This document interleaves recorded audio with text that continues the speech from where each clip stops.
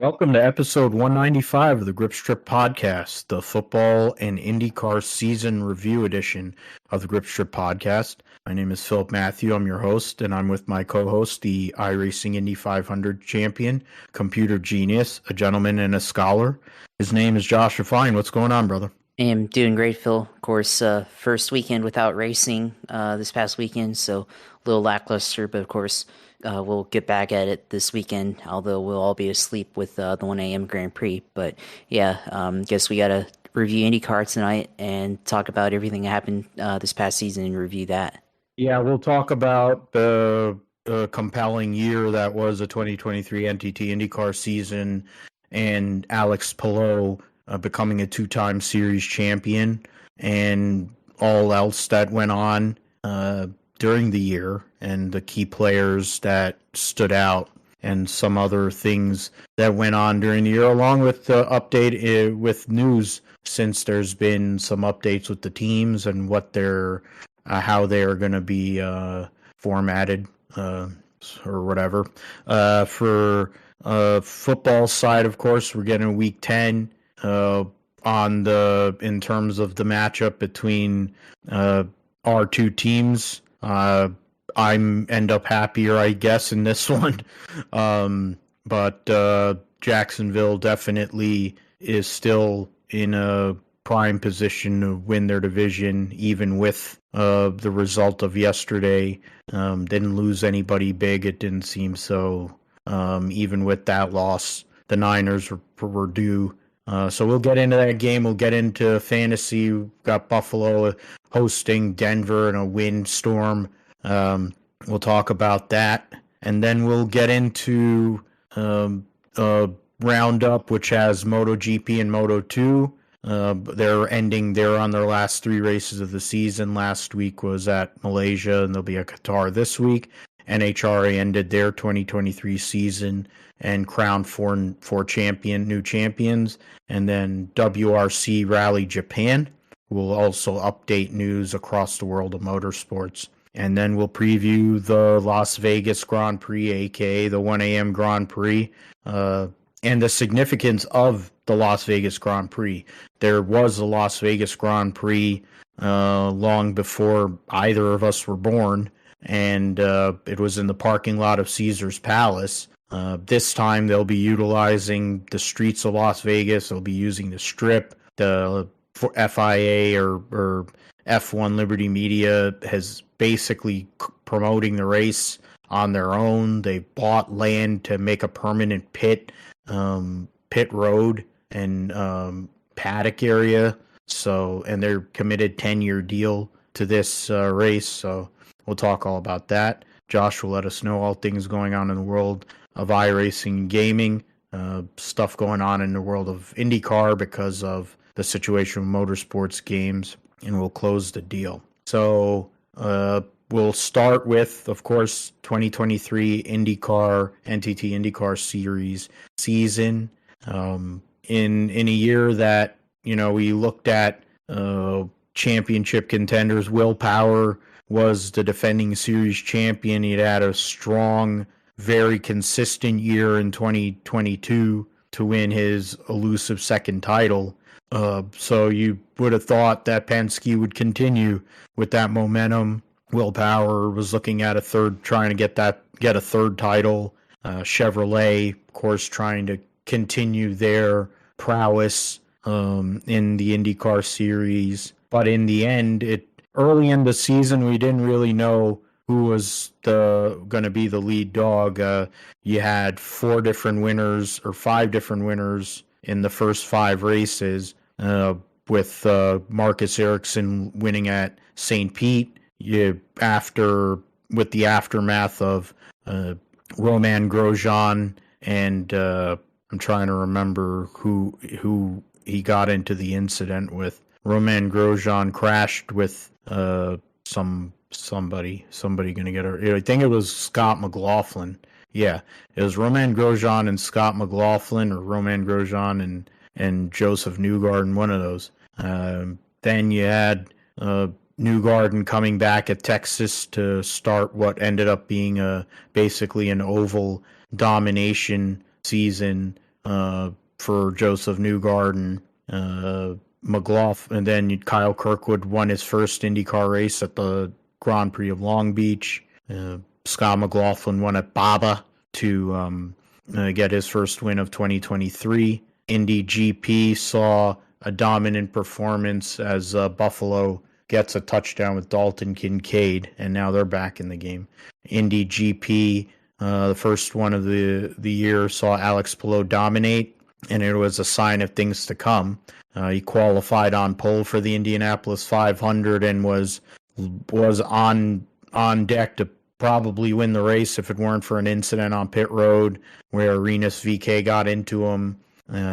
Alex Palou had to go to tailback after doing repairs to his number 10 car, and then he came back from that and all the way to fourth. But Josef Newgarden held off Marcus Ericsson and prevented Marcus Ericsson from becoming the first repeat winner of the Indianapolis 500 since Helio Castro-Neves in 01 and 02. So they just went and called it back. What the heck? Okay. Yeah. Oh, it's offsides on Denver. Okay. So the touchdown does stand, and they're going to go back out for two-point conversion? Really? This early in the game? That's crazy. Whatever. Alex Palou didn't let it stop him. He had, after St. Pete, where he finished 8th, he was on a run of 5 consecutive top 5s with 1 win. And then he set the tone for the rest of the season by winning 3 consecutive races at Detroit, back in the streets of Detroit, Road America, and Mid-Ohio. It wasn't initially a thing in Mid-Ohio. Nobody really thought that he was going to win the race from where he started, but Strat went his way. Oh, great throw by Josh Allen to Gabe Davis. He actually caught the ball. Yeah, so now it's 9-8. Road America was domination. Mid-Ohio, he ended up dominating the race, and Scott Dixon, who's won at Mid-Ohio a trillion times, finished behind him. Palou got damage early in the race at Toronto, but still recovered to finish second. Had a broken wing, and was able to go and finish second behind Christian Lundgaard, who became the second first-time winner of 2023 there. First non-top 5 finish since St. Pete at Iowa, gets a third in the second race. Nashville gets a third there, and then 2 7th-place finishes, Indy GP and Gateway, before winning at Portland, which essentially solidified the championship right then and there. And then he finished third at Laguna Seca, 656 points, 2256, and 78-point victory, 78-point gap between himself and Scott Dixon, his teammate, to become a 2-time series champion. I mean, the one thing that we can say about Alex Palou, really, outside of how dominant he was at times, is his inability to honor contracts.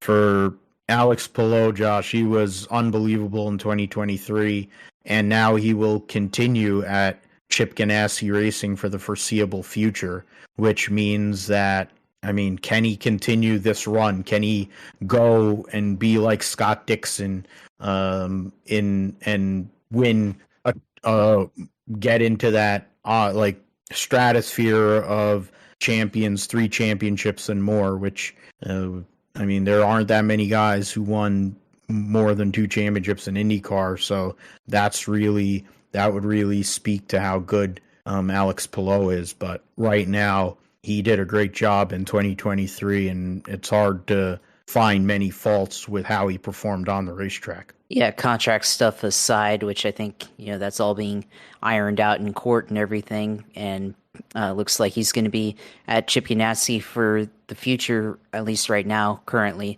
But his on-track performance just been consistent throughout the year. Had 5 wins, including 4 out of 5 wins throughout the month of May, and going all the way through June and July. Only stopped by himself really at Indianapolis 500. Had a chance to win that one, or was in contention to win that one, but that didn't turn out well there, at least not being able to win that race. But besides that, won again at Portland, and then of course had 6 additional podiums in addition to those wins, so 10 podiums total to go throughout the year. So, and of course, in addition to that, of course, winning the most races, led the most laps outside of Josef Newgarden. Of course, his laps bulk of those are on ovals, but had a strong average finish of 3.7. So, very for him, I think it's very Scott Dixon like of a performance.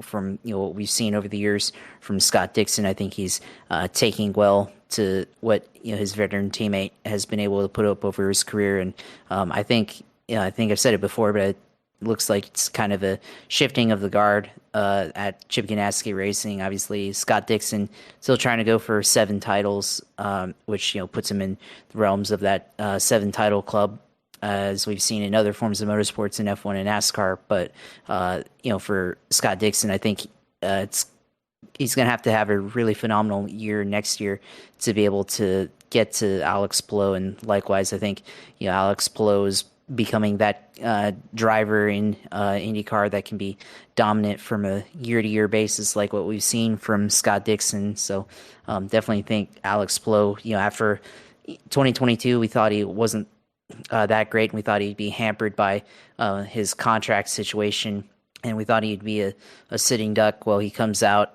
and lights the IndyCar world on fire and goes out and wins the championship. So I think, as long as he continues to do what he's been doing, then I think he has a strong chance of repeating in champion next year, and it's going to be really tough for the rest of the field to beat him. And I think the only thing left that he needs to do really is win an Indianapolis 500, which he's been in contention a few times for. So we'll see if he's able to finally come through with that next season. Yeah, and that's one thing. The ovals are basically the only part of his game that he hasn't mastered.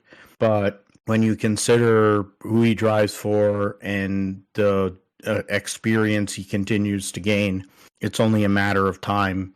Going and setting a 1-4 lap track record at Indianapolis to win the pole for the 500 speaks to an ability to put things together on big ovals.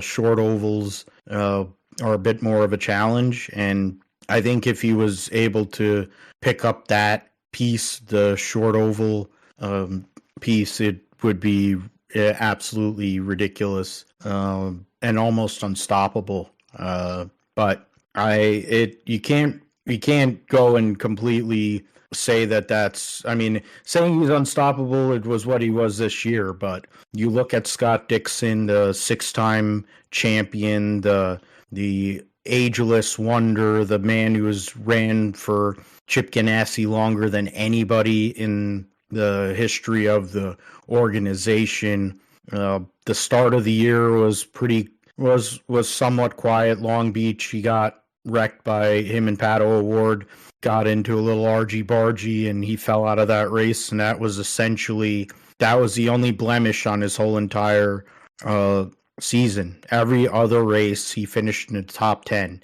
and which is very Scott Dixon like, and in many years that would have been good enough. You look at his gap, he was 90 points ahead of Scott McLaughlin. He would have won a championship, but his teammate just was better. Winning 3 of the last 4 races, though, shows that Scott Dixon isn't going away. It is the challenge to go and beat his own teammate, just like he had when Dario Franchitti was around, is there.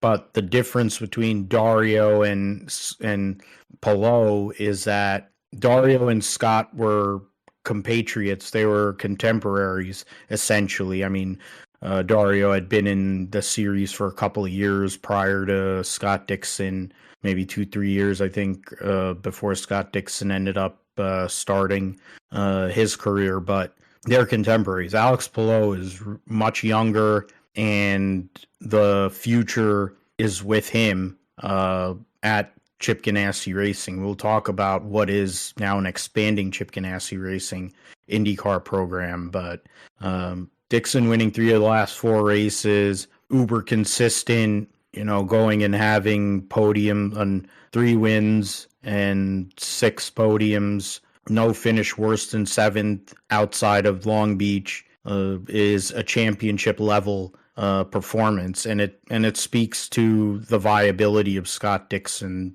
There aren't any major changes coming along with his PNC Bank Honda team, so he'd be coming back. He'd have the momentum. He wants to start out well, limit those bad races. That's the way to go and win championships, and that he can avoid that at Long Beach or St. Pete for the first time in a while. In a long time, he had a good finish at St. Petersburg. So, you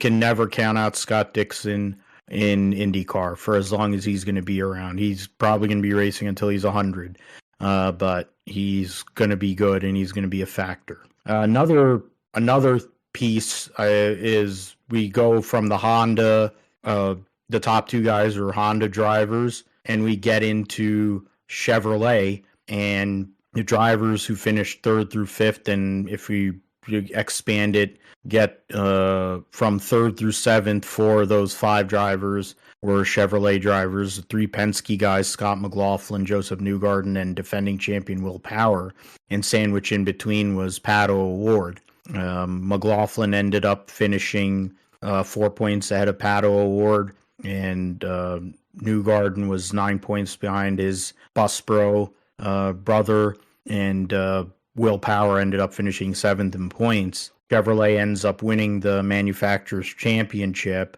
I think it was a combination of strength and numbers, but I also think quality. There's also an aspect of quality where Chevrolet had Penske Racing and you had McLaren, while Honda was Ganassi, and you had some flashes from Ray Hall and then some flashes from Andretti, but they weren't as strong. That's really where Honda loses out there, and they're probably looking at making adjustments to that and doing better in 2024. But I mean, when you look at Chevrolet, Scott McLaughlin only won 1 race in 2023, but sprinkled around that 1 race win were 3 outside of the top 10 finishes. It took until Detroit where he started to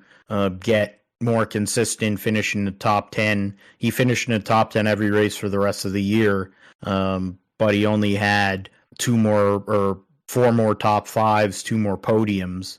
So it wasn't a consistent year for Scotty, but in his his 3rd season in IndyCar, he solidified himself as a 20, 21, 22, or his 4th year in his 4th year in IndyCar, he's really truly solidifying himself as a championship contender. The competitiveness and consistency has to get there, but he's undeniably fast on road courses. That talent is always shown from his days in the supercars.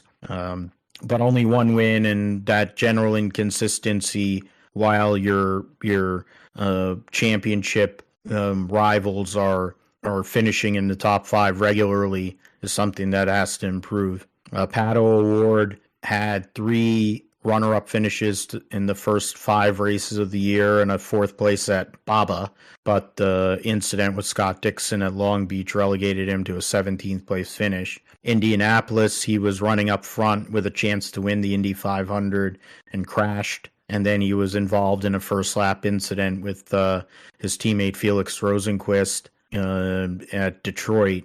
And he had issues with this car shutting off on pit road, so those 2 finishes basically ended his chance at the championship right then and there. He would finish on the podium another 4 times another 4 times during the year, and I don't know what that is. It says 4, 5, 6, 7. Oh, he finished ninth. Yeah, he finished ninth in the season finale. Okay. Award continues to show why he's the lead dog at McLaren. Somebody who's one of the fastest guys. Oh, that's a bad pick by Josh Allen. That is a really bad pick. Award didn't win a race, but he was a factor throughout the season, and he's someone that with further consistency, working on his consistency, I think he'll be there for the foreseeable future. Josef Newgarden's season was a tale of two parts. I think you look at Texas, where he battled O'Ward to the finish and beat him there. Of course, winning at Indianapolis to finally get over that, get that monkey off his back, running into the crowd, all the emotion, basically confirming that he's never going to get fired by Roger Penske. He's probably going to be employed there for the next 30 years by going and winning that Indianapolis 500. He won both races at Iowa. He finished second at Road America, but sprinkled around those results was really a hodgepodge. You had some really bad races and not the most amazing performance from a guy who is a multi-time series champion. But he was in the race early after Indianapolis. He was leading the points, I think, or was up there. And 10th at Detroit, second at Road America, he was still in the mix. And I think he was still really had a chance after the Iowa doubleheader. But then consecutive 25th place finishes at Indy GP2 and Gateway, which is one of his best racetracks, of course, when he was trying to sweep the season on ovals, essentially ended his campaign. But I'll talk about those three guys, Josh. I mean, for Penske, they wanted to get another championship. They get two guys in the top 5 in points. They get the Indianapolis 500 for the first time in a few years. Josef Newgarden gets over that proverbial hump. Pato Award was there, and he had a chance at a lot of races this year to win, but they didn't get that win. McLaren, even though they expanded to 3 teams, they weren't able to win a race this year. Alexander Rossi comes in to the fold. Felix Rosenqvist ran for them and now is on his way out, but they solidified. I think McLaren made themselves probably. There was a question of, are they one of the big time teams? I think now they are, and then Chevrolet is relying on them along with Penske Racing to go and continue winning manufacturers championships. What did you take away from those three guys and Chevy in general in 2023? Yeah, I mean, I think, with Award, he had a lot of chances throughout the year to win, mainly St. Petersburg and the Indianapolis 500. At St. Petersburg, he was in the lead until 4 laps to go and had an issue on the front stretch and got passed by Marcus Ericsson there and wasn't able to get back around him and ended up losing the race. So had a chance to start the year with the victory, but didn't pan out that way for him. And then at the Indy 500, of course, he was up there potentially racing for the win, and made a desperation move into turn 3 underneath Marcus Ericsson and spun out and crashed there. So those are honestly 2 of his best chances to win this season. And really for what McLaren, what they wanted to do this year, I think they have to be disappointed that they didn't win a race with any of their drivers. They had chances throughout the year. Alex Rossi had a chance at Detroit to possibly get around and get a pass against Alex Palou, but wasn't quite able to get it done there. It had chance again with the award at St. Petersburg and Indianapolis, and Felix Rosenqvist was also good in the Indy 500, but ended up crashing out of that one as well. So you have to wonder. There's probably a bit of disappointment there that they didn't win a race.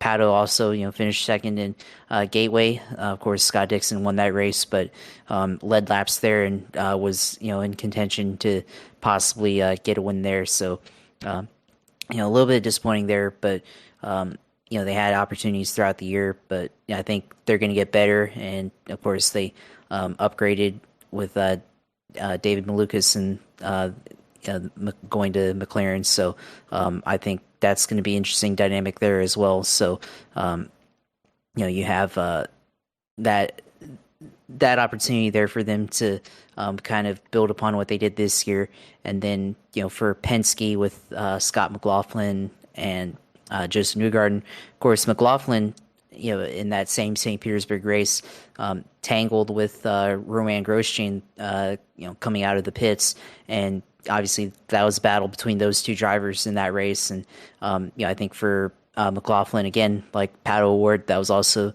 missed opportunity there for him to come out and get a victory there. So for him not to get a win in the first race of the season, it's kind of a disappointment there, of course. But at the same time, his finishes weren't really that bad the first couple of races of the season, considering where they finished. They got a 6th place at Texas, 10th at Long Beach, which is an IndyCar, which is okay, a top 10 still, and then they won at Barber Motorsports Park in Alabama. So there was that opportunity as well, to start out the season well, which they relatively did. They were 4th place in the standings after the Barber, and then at Indianapolis, they didn't really have a good month of May. 16th at the Grand Prix, and then 14th at the Indy 500. And then after that, they didn't finish outside the top 10. So they eventually made their way up to 3rd place in the standings. So really, I think maybe Scott McLaughlin could have had a better placement in the standings if he would have had a better month of May, and if he would have had a better showing at St. Petersburg, a possible win there. So I think it was a very, very consistent year overall for McLaughlin, even though he didn't win as many races. And of course, he also won the pole at Nashville and led laps there, and possibly could have had a win there, but Kyle Kirkwood ended up taking that win there. So for McLaughlin, of course, it's got to build upon that consistency and convert some of that into wins. And then, for Newgarden, obviously he wins the biggest race of the year in the Indy 500 and won all but one of the oval races. But, I think his results kind of show he was a bit more of a boomer bust driver than in recent years in IndyCar. So, they were kind of inconsistent on the road courses throughout the season.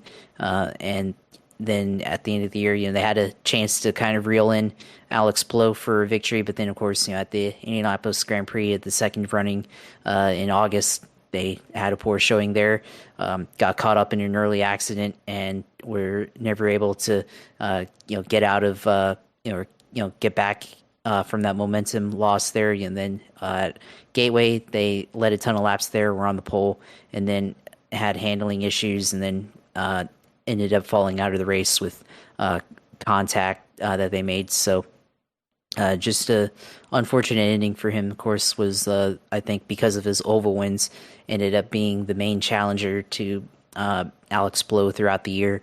But it would have been, even if they had those races back with the Indianapolis Grand Prix and then at Gateway, I think it still would have been a tough order for him to be able to get up against Alex Palou there. I mean, even before that Grand Prix at Nashville, they finished 4th, but they were still looking at the standings. They were still 84 points behind Alex Palou. So still would have been a tough order for Newgarden to be able to, possibly get closer to the points lead and apply pressure and everything. Because then at Laguna Seca, they had a poor running there and ended up finishing in 21st. But of course, by that point of the the year, at the end of the year, they were already out of contention. So things, if they were in contention, then obviously maybe that race turns out a little bit differently. But they just weren't.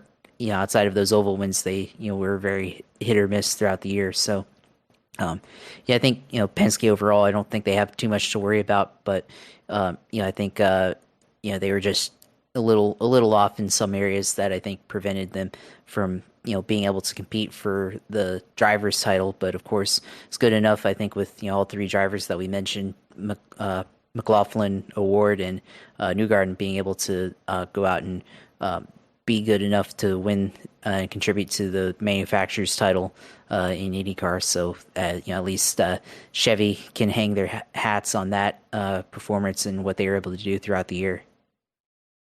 Yeah, and they're going to be a factor no matter what. Penske is Penske. You can't ever count them out, no matter what the race is or what the track is. So Newgarden going for a third championship, McLaughlin trying to get that first championship and add his name to the Indianapolis 500 winners list for Penske. That's something that we'll be looking at, more consistency in general and more winning from those guys.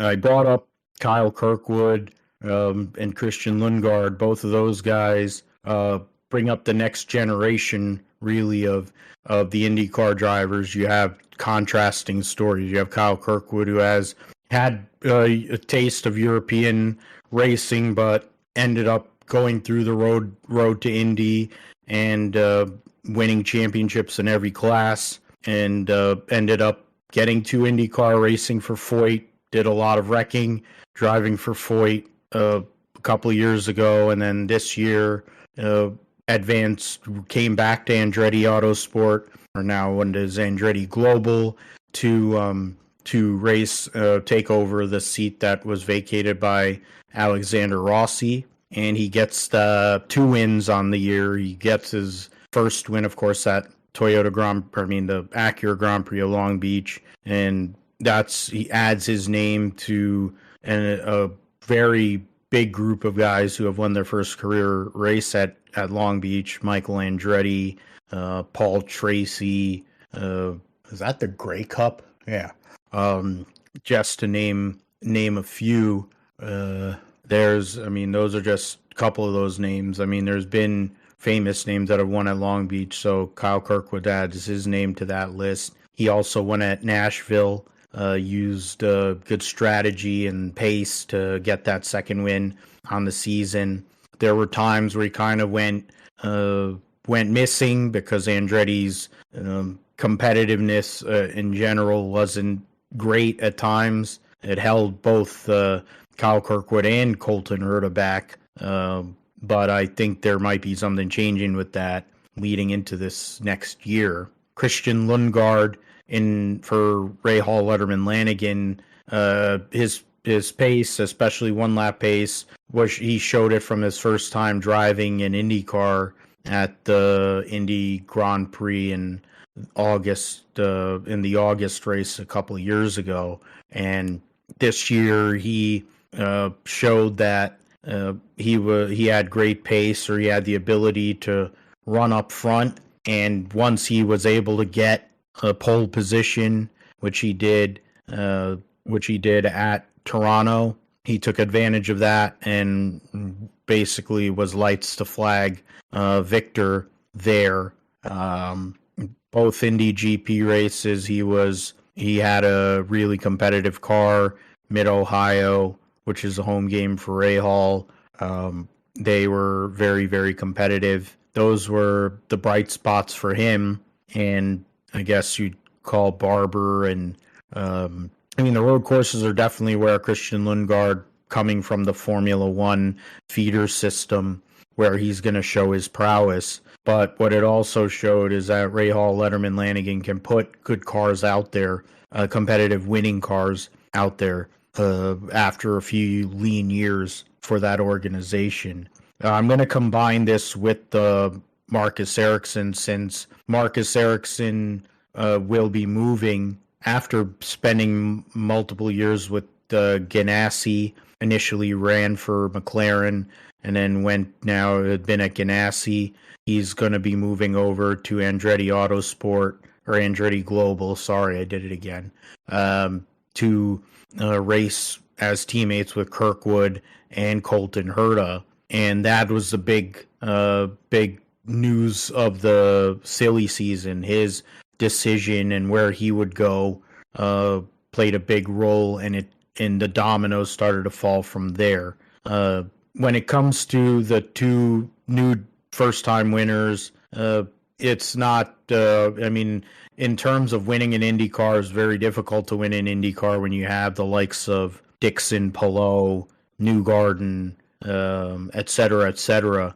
But to be a young driver, be in a second year on the series, and to go and get a victory in such a tight field, it speaks to their viability. I mean, Kyle Kirkwood is unquestioned one of the best that's come through the road to Indy. Can he go out there and become a championship contender? That's to be determined. He definitely has assisted Lexus in their winning championships and IMSA. And then with Christian Lundgaard, his goal was Formula One, but now he's primed in IndyCar, and Rahal has signed him up for a long-term deal. Those two guys, I think, with the road to Indy and showing how the guys coming from Indy next, there's two feeder systems for IndyCar right now. You have the Indy Next guys and the road to Indy, but then you also have the Formula 2, Formula 3 pipeline in Europe, because now a lot of these drivers that are winning and doing well there are ending up without a seat, because Formula 1 only has 20 seats, and a lot of them are taken up and are held by younger drivers and that have long-term futures, and the ones that aren't long-term guys, they still have multi-year contracts. So in terms of looking at Kyle Kirkwood and Christian Lundgaard, do we look at those guys as title contenders after this season, now that they have become winners on the IndyCar circuit, or what do they have to work on to become title contenders in 2024, Josh? Well, I think Kyle Kirkwood has a better chance of being a title contender than Christian Lundgaard. I think Lundgaard is, while RLL's been on the turnaround as a whole, this past year they both performed.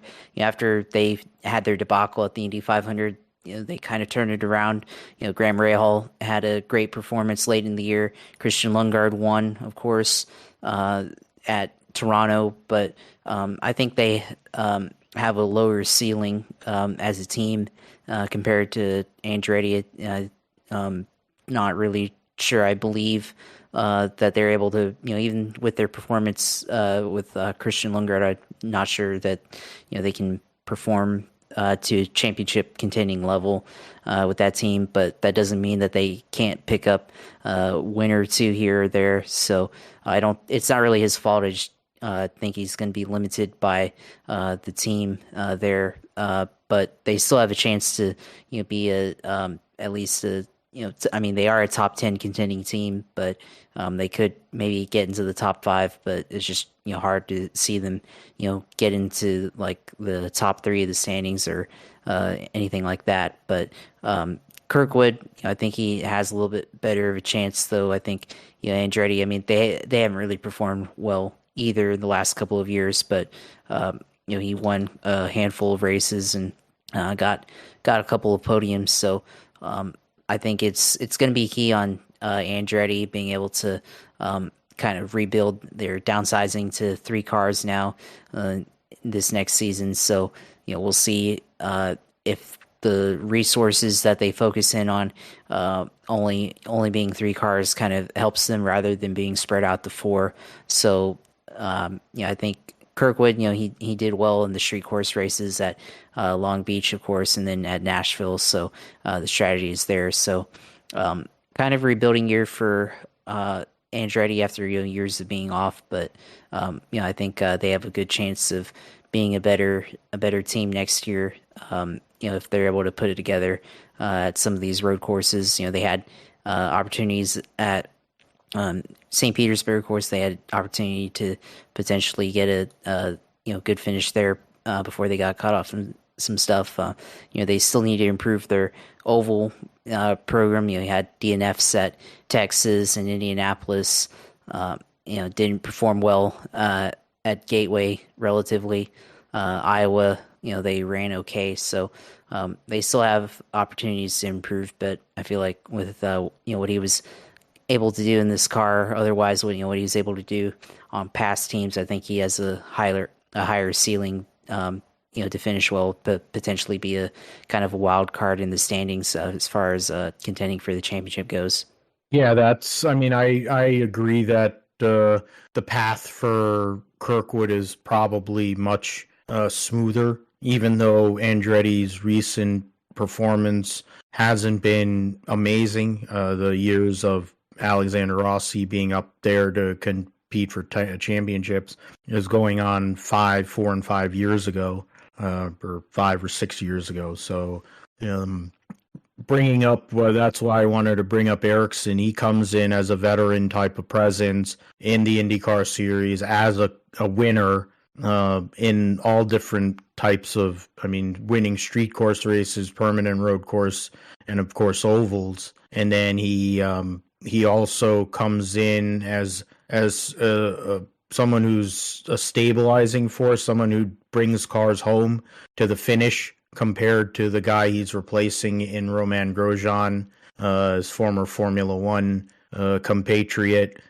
He comes in with Kyle Kirkwood and Colton Herta, who everybody knows how fast he is, but putting it all together for a full season has been that ultimate bugaboo for Colton.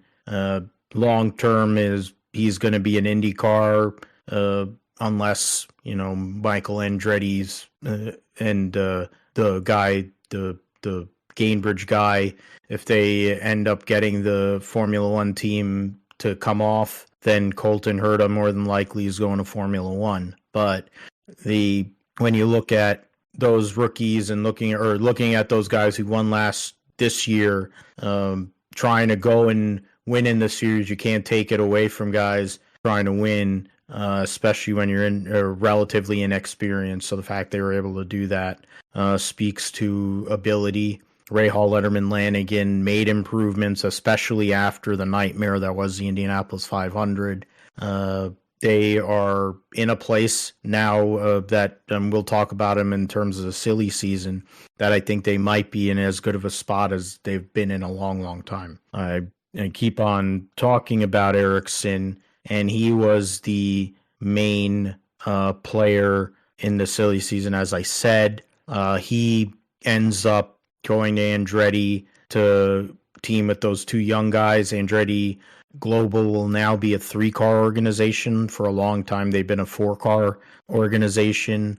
Essentially, that extra car from Andretti is going to be at Ganassi, because Ganassi goes and they have Palou and Dixon. The 8 car is going to be taken over. The 8 car will be taken over by former Indy Next champion Linus Lundqvist, who it took a while in the season for him to get an opportunity. He ended up driving for Meyer-Shank Racing and utilized that opportunity, and because of the injuries that Simon Pagenaud unfortunately had suffered in a wreck at Mid-Ohio, basically that was the end of his season. Hopefully it isn't the end of his career, but the way things have trended relative to guys who have been in a similar boat, we don't know what's going to happen with him. That opportunity for Linus Lundqvist opened the door for Chip Ganassi to go and say, I want to sign him and bring him into the fold. And that's what he did. He will bring Linus Lundqvist into Ganassi to drive the 8 car, taking over for Ericsson. And then Marcus Armstrong, who won the Rookie of the Year this year, only running the road courses, will be running the full season in 2024, and he will be driving a 4th car full-time for Ganassi. And then the shocking news which came out was 19-year-old Kiffin Simpson, who's spent time in the sports car realm, ran Indy Next. He was put in, and he's going to be a fifth full-time car for Chip Ganassi Racing. So there's a lot of youth coming in, and Ganassi, who has been averse to running young talent, all of a sudden now has 4 of his 5 guys are under like 27 years old or whatever it is. So it's an interesting play by Ganassi to go and basically hedge with Dixon being that veteran, the dad, and then he has like 4 sons now out there essentially at Ganassi. Those are the 2 main Honda teams. Then you have Ray Hall, Letterman Lanigan, who will, of course, Graham Rahal will be back. We'll see how many more years he's going to race. It sounds like the days of him racing are getting closer to the end, and more likely he's getting to the days of becoming an owner. And Lundgaard is there, and then they signed Pietro Fittipaldi to be their 3rd driver, so bringing the Fittipaldi name back to IndyCar racing. His grandfather, Emerson Fittipaldi, of course, the 2-time IndyCar Series champion, 2-time Indianapolis 500 winner, former Formula One world champion, etc., etc. He's coming back to IndyCar after spending a few years as the test and reserve driver for Haas in F1, doing sports car racing. So that'll be a new team. That'll be a interesting combination there. Dale Coyne Racing hasn't announced who's going to be in their 2 cars, so the TBA drivers will be there at least for the foreseeable future. We'll see who ends up getting the call there. I mentioned Simon Pagenaud. He ended up not being able to finish the year for Meyer-Shank Racing. Meyer-Shank ended up essentially giving their Acura LMDH to Andretti Wayne Taylor Racing, and instead they're going to focus on IndyCar. Tom Blomqvist, who's been their driver for a couple of years in sports cars, will now be driving full-time in IndyCar next year. And Felix Rosenqvist, who has been at Ganassi and then at Rahal, will now be coming over to drive the 60 car for Meyer-Shank after what was a really bad year for the team in IndyCar.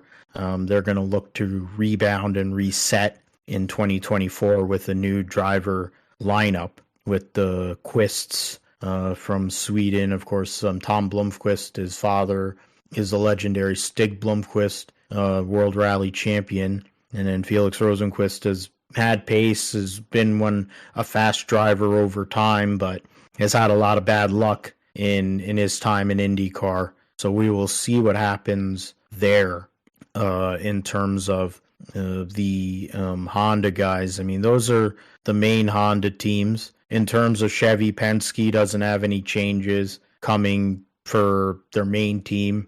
Penske, though, has made a connection with AJ Foyt Racing, and they're going to be providing additional support to AJ Foyt's team. The beneficiary, at least next year, more than likely is going to be Santino Ferrucci, but the long-term goal, I think, is to see Miles Rowe drive for AJ Foyt Racing in IndyCar, to have a full-time African-American driver on the circuit. He is coming off of winning the U.S. Pro 2000 or F2000 championship this past season, and now is moving up to Indy Next. So we'll see how he does in 2024 there, and how that progression goes, if he's going to end up being in IndyCar sooner rather than later. Josh brought up the change with McLaren. Of course, Rosenqvist moves on, and he will be replaced by David Malukas, and he'll be a fully funded driver. David Malukas, instead of bringing the funding to the organization, they'll be taking over that 3rd car. So we'll see how that goes. In terms of other teams, You have the Ed Carpenter Racing Team. Rinus VeeKay continues there. Ed Carpenter gets rid of the third car, and he's going to go back to running the ovals with the 20, and he's going to share the car with the defending Indy Lights champion, which now I'm forgetting.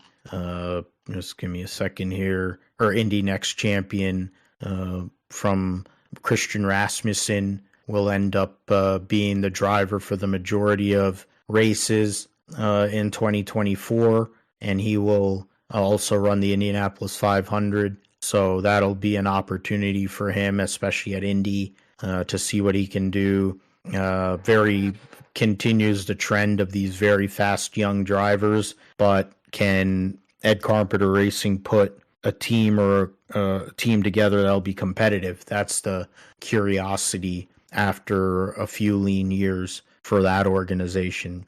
The Juncos Hollander team had Callum Ilott for the last couple of years, but controversy that came from the Argentinian fan base, the anger and vitriol that came from the fans of Agustin Canapino, who finished second in the rookie race. In the end, Callum Ilott now is on the streets without a job, which is pretty weak considering the performances he put in relative to the equipment that he had there.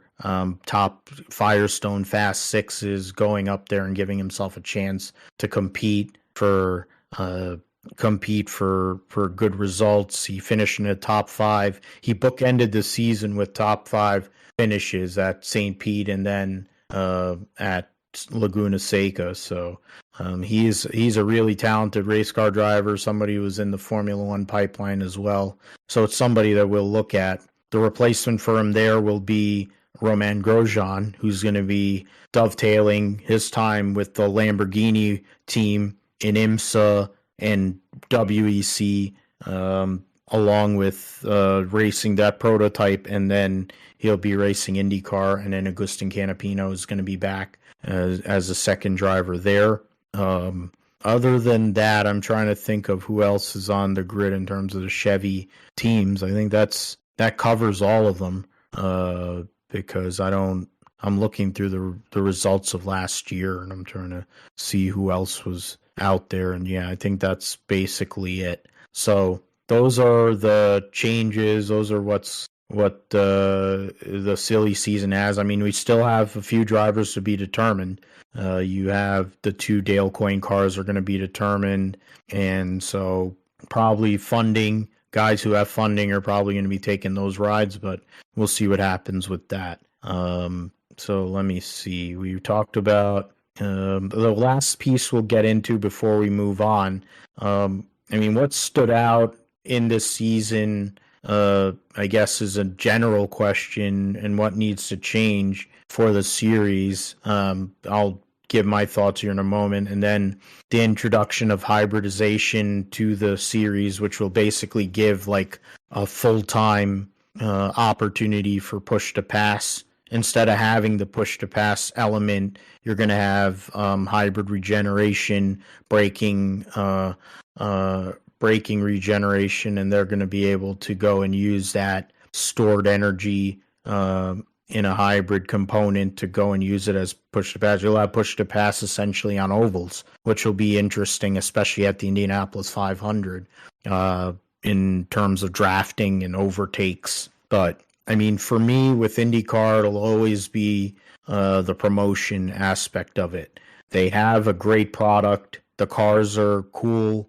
even though they've been around for a long time. They sound good. They're not as cool as the old days with the Indy in the champ car days, but they suffice. They sound better than Formula One cars. They look all right. You have a lot of great drivers, but you wouldn't know that this series exists if you see it in the media, the way that they promote the series. Roger Penske is a multi-billionaire, and the guy can't spend a few $100 to go and have promotions. Like, I've said it multiple times on the show that I'll gladly work for IndyCar and promote this series on the social media side or whatever. because this series needs not only an influx of people who have passion for the sport and could actually talk about it, but there also has to be people who connect to the past, which is something we lost with the passing of Robin Miller. He was one of those last bastions of the eras gone by of the Foyts and Mario Andretti's and the Al Unser Seniors and Johnny Rutherford and et cetera, et cetera. That's those days we've lost that connection to IndyCar, and it's cool to talk about in terms of history because that history is valid, and it is especially valid when you talk about the 500. They don't promote all these interesting factoids and tidbits, and they don't promote these drivers. Pato O'Ward is popular largely, one, probably social media, but two, because of his Mexican heritage. That's the reason why he's popular. It isn't because people promote him. You look at Scott Dixon, the guy is one of the winningest drivers in the history of motorsports, one of the most prolific drivers in the last 25 years. And he's a stranger. He could probably walk into your local Target and people wouldn't even bat an eye, which is crazy to me. You got, the most popular drivers in the series, like one of them is Connor Daly, and he's not even employed, and James Hinchcliffe, who's an announcer. Like literally, those are the two most popular people that I can come up with when it comes to IndyCar. Josef Newgarden has a presence, but I think the Bus Bros thing for him and Scott McLaughlin, it's a niche thing for the fans of IndyCar. But what kind of reach does Josef Newgarden have outside of the IndyCar circuit? Even though he's somebody who looks the part, he's box office, he's well-spoken, he's not getting promoted. He won the Indianapolis 500. He's the first American to win the Indianapolis 500 since, Ryan Hunter-Reay? Come on now. We're Rossi, my bad. Rossi is one of the funniest guys there is. He has a dry sense of humor, and he does a podcast with Hinch, but nobody talks about him. Fundamentally, that's my biggest problem with IndyCar. The way they cover the race is something I'm fine. I can deal with the amount of commercials and, some of the stuff that comes with these broadcasts, because at least they're shown on NBC and they're shown on television. They're actually shown you can either find them on NBC or you can find them on USA. Or worst case, you find them on Peacock. The way things are going with streaming, you're more likely to have streaming as a part of a lot of these series and sports in the near future anyway. So Peacock is relatively viable, and for the price point that you pay for it, I don't think it's that bad. But that's me. I know there's other people who disagree with that, but the promotional piece is what bothers me because of how many interesting characters there are in IndyCar. We spend so much time talking about NASCAR, and most of the guys on the NASCAR circuit are as entertaining as this, which is my holder for my headphones. And the one thing they got lucky with is that Ryan Blaney is probably their most popular driver, and he is their champion. That's the one good thing they got going for them. Because otherwise, most of them other guys have the personality of a lamppost and don't really bring anything to the table. There's IndyCar guys that are really interesting, really funny, and compelling, but you wouldn't know that because they don't even get a 1 rating for some of these races, which is sick, to say the least. What say you, Josh, in regards to that? And also in terms of hybridization, I think it's good that they're incorporating it. It's kind of wonky in the way they are, though, but because the car is old and all these things, and why IndyCar, and they aren't trying to subsidize making a new car when Dallara's in Speedway and all this stuff is something that they have to answer. The teams are gonna have a mutiny, but in the end, all these guys are multi-millionaires. the notion that they can't afford a new car is BS to me too. But that's why IndyCar is IndyCar.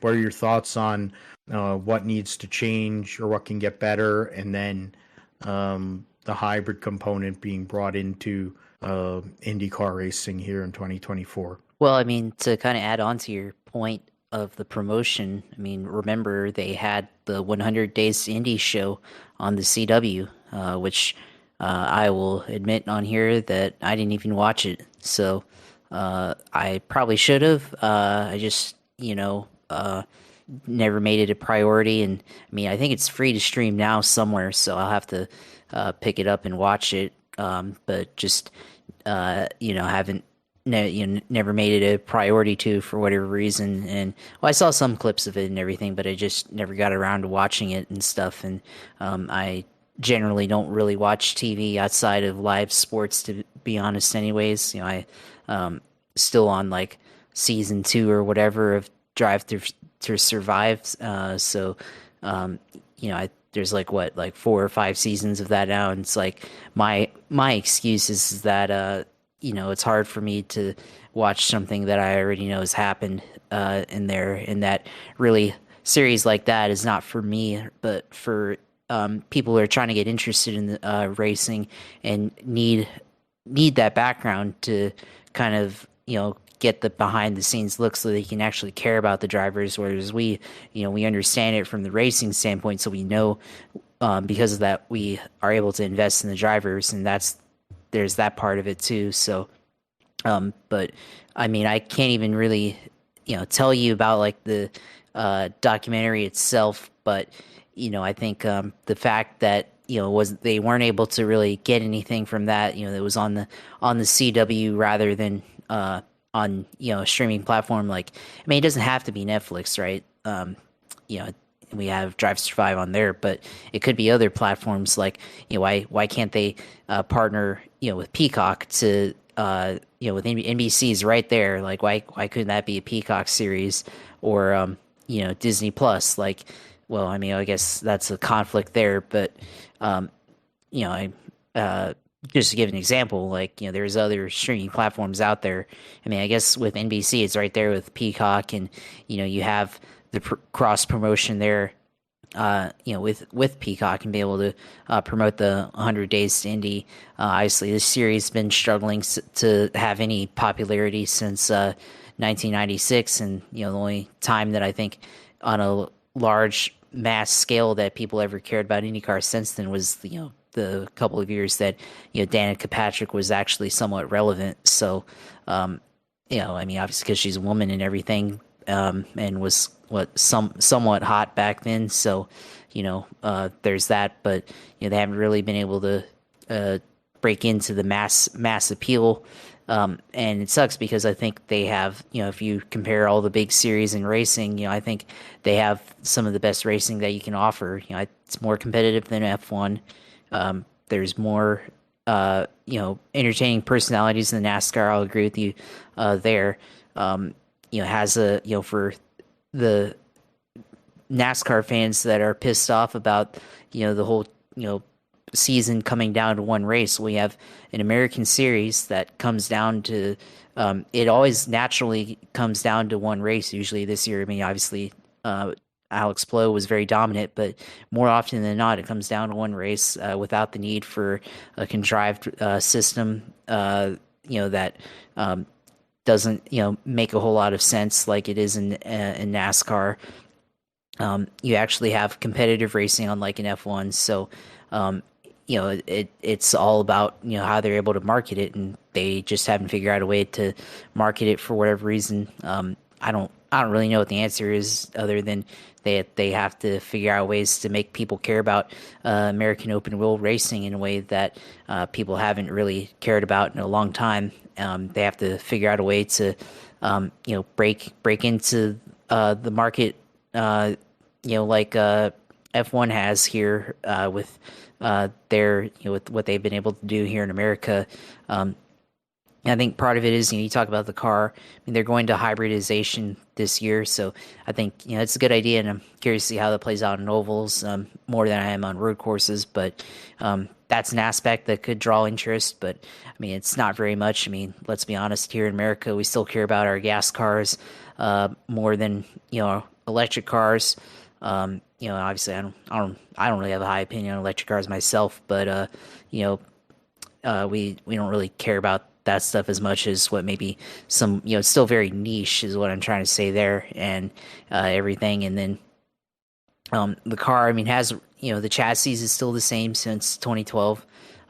They made the aero kits update in 2018, which, looks like more like a traditional Indy car, but, it's all the same cars. They don't have any individual teams building any cars. You don't have any other potential manufacturers, like they had in the late 90s that were producing cars for the IndyCar Kart Series back then. So there's no difference. So I think when you have a spec series, it's hard for people to have interest because it all looks the same other than the drivers and the individual teams and the paint scheme or the liveries and all that stuff. So there's that aspect of it as well. So and I think every time also when they have a chance to try to show that they're legitimate, they always figure out a way to fall on their faces. Like the final race of the season looked like the truck race at Phoenix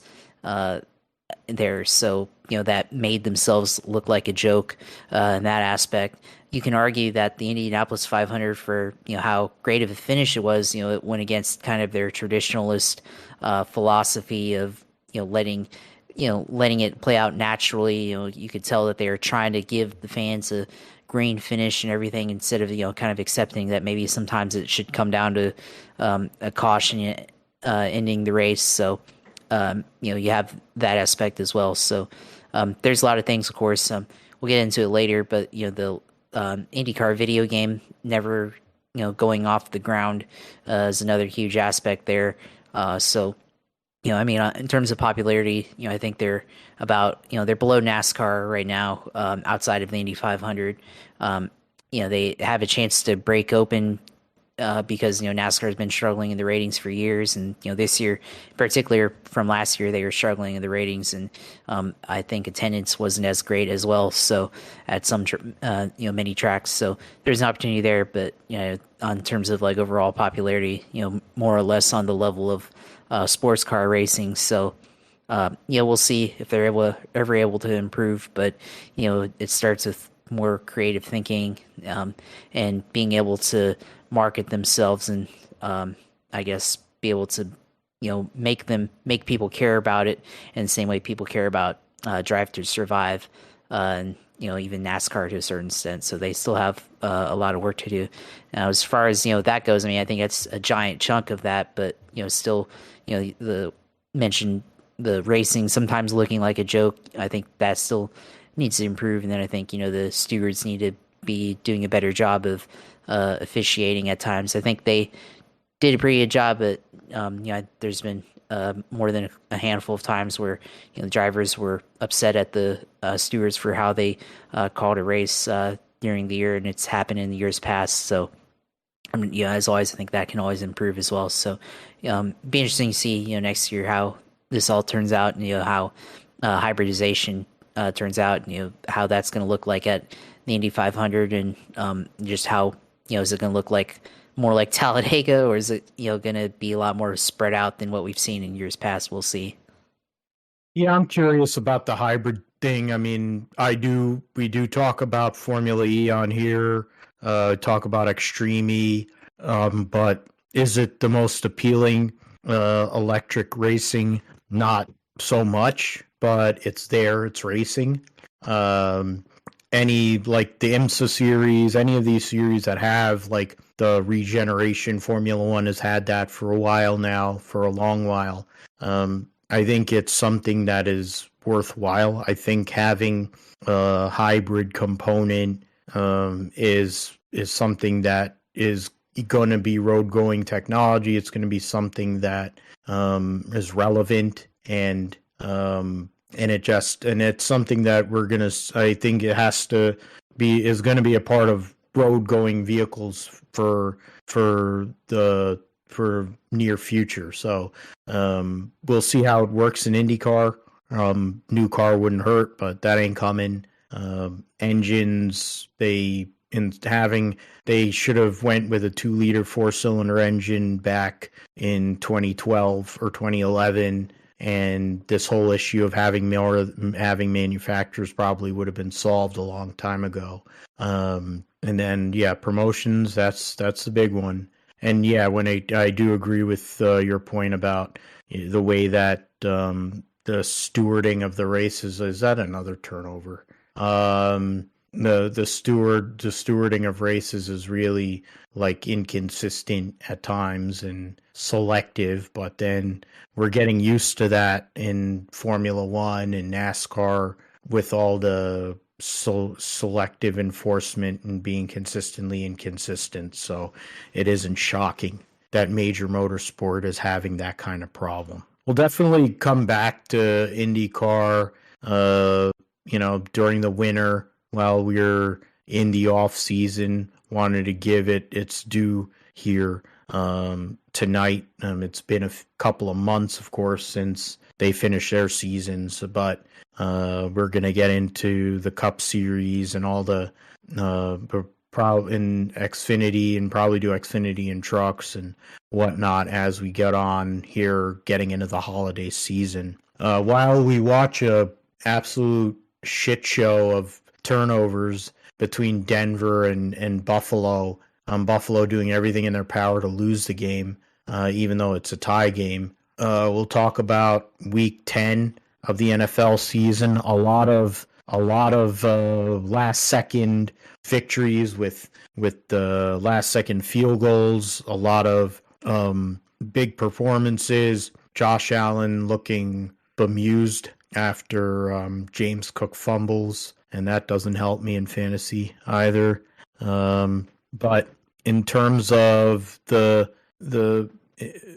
past week, where you got Denver and Buffalo right now looking like a cluster, you had this week. I'm trying to get all the results. That would be nice. I'm just trying to get the scores. Yeah, there you go. Yeah, so I mean in the toilet bowl, Chicago ended up winning over a horrendous Carolina Panthers team. In another toilet bowl, Indianapolis won in Germany over the New England Patriots, and I think the end is near for Bill Belichick in New England. Mac Jones is basically a sieve.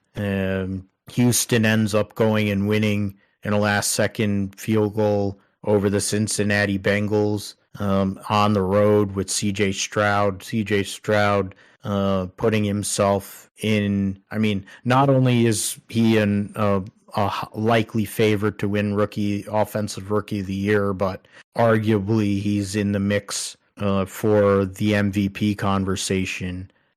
Keeping and D'Amico Ryans in his first year as Houston Texans head coach is the leading candidate for coach of the year right now, halfway through the year. Minnesota with Josh Dobbs, the Josh Dobbs experience continues, and now he's with Minnesota, and they get a win over the New Orleans Saints. They knock out the Vikings, end up knocking out Derek Carr, Michael Thomas, and Marshawn Lattimore in that game. So we'll see how much they're affected. They're going on their bye, so that's something to see after their bye. Pittsburgh wins ugly. I don't know when you consider that their offense is really not that good outside of Najee Harris. They beat Green Bay there yesterday. It wasn't pretty, but they got it. Tampa Bay ends up beating up on the Tennessee Tuxedos. Will Levis in his second start got brought back to earth, and then Tampa Bay now will be going to Santa Clara to play the 49ers. Speaking of the 49ers, I know Josh will have his thoughts on Trevor and what Jacksonville did. The Niners come off of 3 consecutive losses and get the victory there, and a much-needed victory in Duval County. But as I say, I mean, with Jacksonville, they're a game ahead of Houston, a game and a half ahead of Indianapolis. Division, everything, all roads lead to Jacksonville getting probably a number 3 seed as the year goes on, because Miami with the AFC East, there's 3 teams in that division that are somewhat competitive. The AFC North is going to destroy themselves. And then, Kansas City has a 2.5 game lead on Vegas, so they're going to win the division again. So it's really a game for the likes of Jacksonville, Baltimore, and whoever else to try and get ahead of Kansas City so that they can get that number 1 seed and make Kermit the Frog go on the road. Cleveland gets a big victory on the road against Baltimore late. They were able to score. They had a missed extra point, but then they come back out going later on with turnovers, get a field goal, get that victory, and now Cleveland is only a half game behind Baltimore in the division. So there's a lot to play for there. The Arizona Cardinals, you had Kyler Murray make his return after 11 months out because of the torn ACL, and he came back and he looked just like Kyler Murray with his speed and everything. So Arizona, which is tanking right now and probably looking for a quarterback or looking for something, they have some life while the Atlanta Falcons don't. The Detroit Lions continue their Jekyll and Hyde kind of deal. They've shown they've been able to beat Kansas City. They've been able to beat some big teams, but then they've just as likely have been knocked around a bit. The LA Chargers have no defense, and which is crazy when you consider some of the players they employ on that defense. That Brandon Staley's days probably are numbered there as the head coach.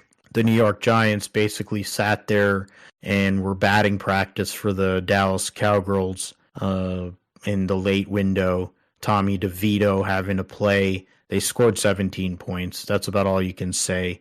A lot of infighting going on. Brian Daboll, in his second year as a head coach, having to keep things together when things seem to be going off the rails. The Shithawks beat the Washington General Redskin Commanders.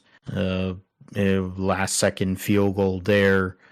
Commanders have been competitive even though they have one of the worst offensive lines in the history of mankind. They allow Sam Howell to get destroyed every week, but he's tough and he continues to stand up to it.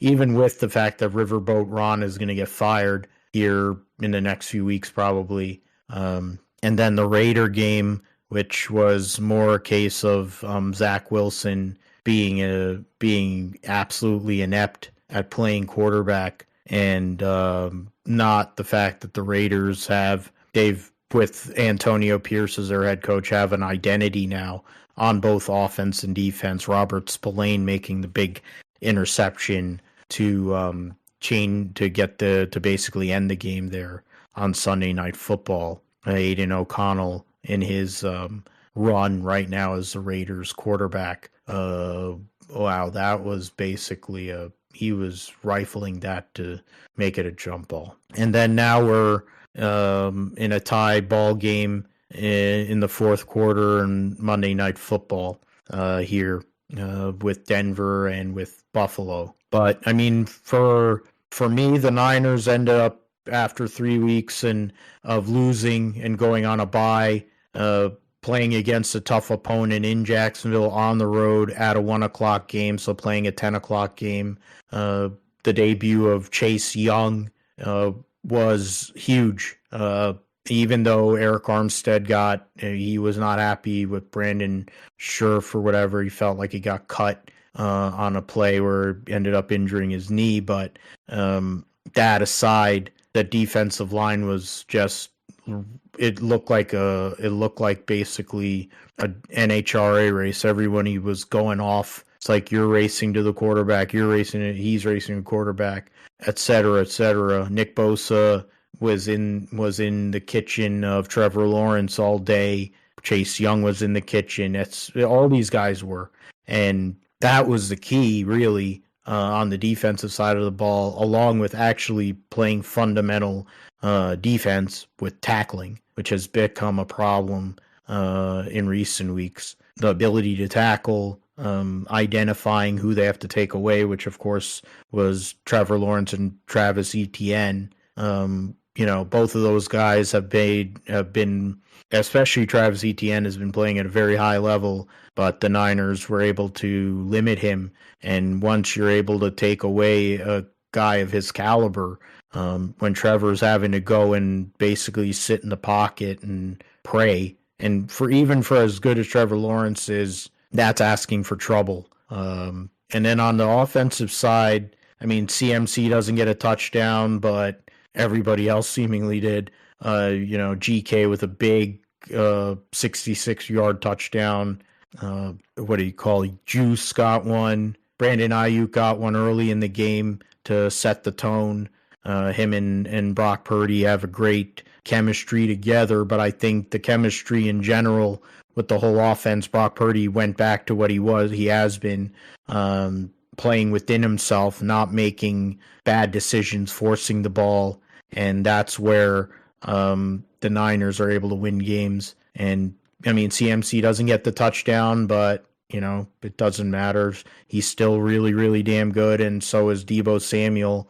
Deebo Samuel being back, also having Trent Williams back was huge. And the Niners were able to go out there and beat a very tough opponent on Sunday and put themselves in position going back home to play against the Tampa Bay Buccaneers to try to put another winning streak together before having to play Seattle twice in 3 weeks. They're going to be playing Seattle on a short week on next Thursday, and for Thanksgiving as a nightcap on NBC, and then they're going to be playing them again after playing the Philadelphia Eagles. So that'll be something to look at. Fantasy-wise, my team in my league continues to struggle. The quarterback play and IDP play has been a problem. I lead one league. One of my teams is the leader in that division or that league, so that's something I'm looking forward to.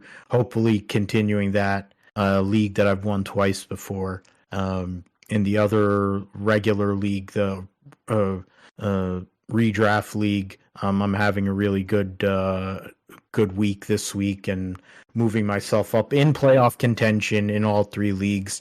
In terms of the dynasty, I didn't look at it. I mean, I have when I was talking about Trev and I don't know what's going on with that. I'll check it here to see if we did win. Okay, well that's good. All of a sudden now we're on a winning streak, so we're actually moving up. I don't know if we actually have a chance. I mean, yeah, that is an ugly number there. Picking up Trenton Irwin for Cincinnati was a big call. Brian Robinson ended up doing some work. Garrett Wilson, Minshew wasn't good.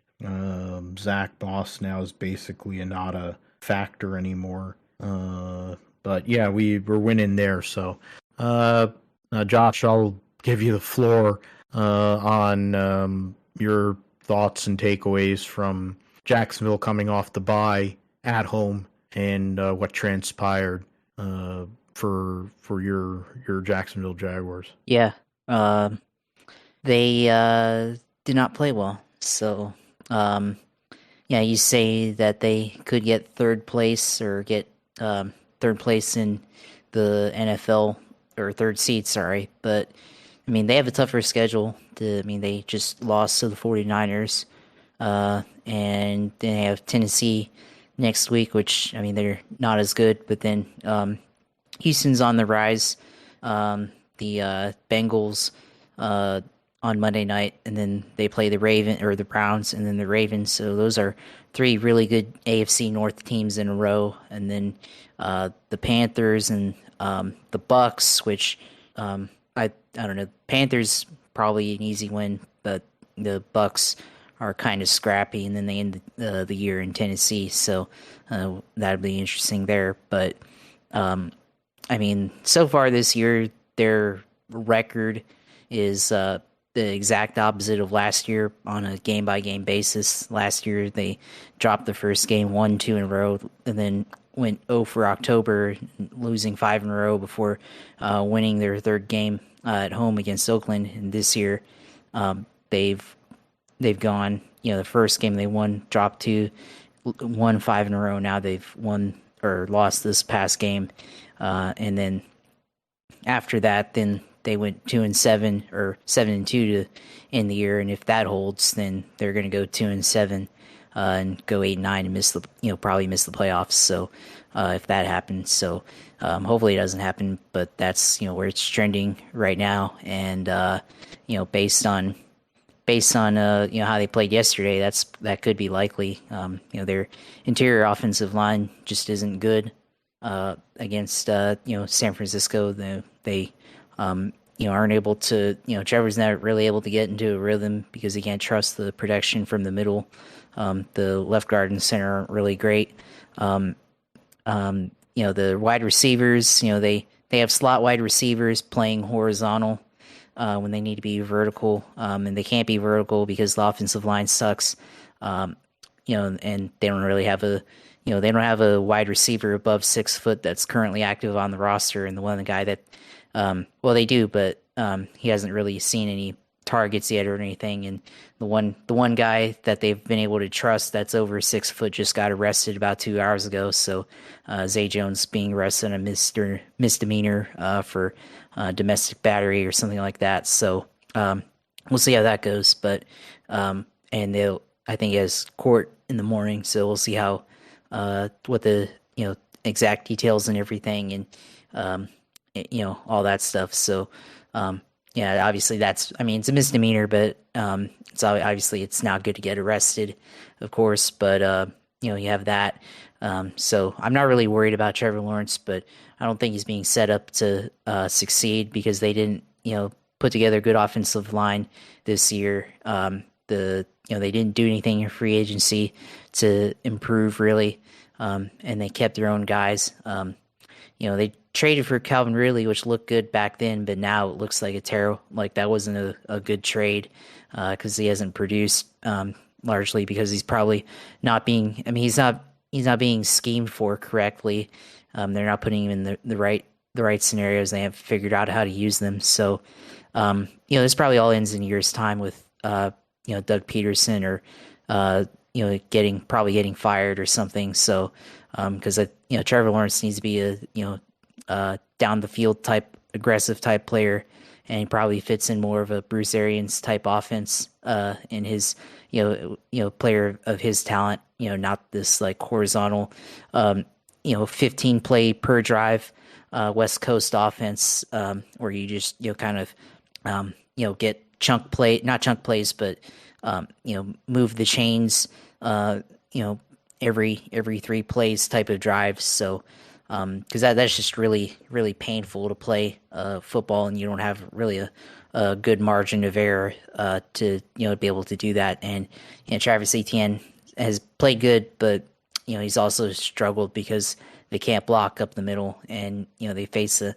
monster team like the 49ers, and he wasn't able to do anything outside of a 16-yard run to the outside. So you have that. So we'll see how they go next week. It should be a rebound game, hopefully against the Titans, but it's still got a tough divisional opponent in the Texans that they play on the road post Thanksgiving. So we'll see how it goes there, but it's not as comfortable as what it looked like 2 weeks ago. And people were talking about wanting or comparing him to CJ Stroud, and CJ Stroud has nothing to do with this. Like, why does CJ Stroud being good make Trevor Lawrence a bad quarterback or anything? It's just it's just horse shit or whatever to make those kind of comparisons. And those people are just people that want to see fantasy numbers or video game numbers every week. And he's proven that he can play good. It's just that they're not putting him in a good place, and that brings question of the offensive philosophy and who's in charge of this. So Balky didn't do them right by not setting them up right with the right players, and then Peterson who deflected play calling to Press Taylor for whatever reason.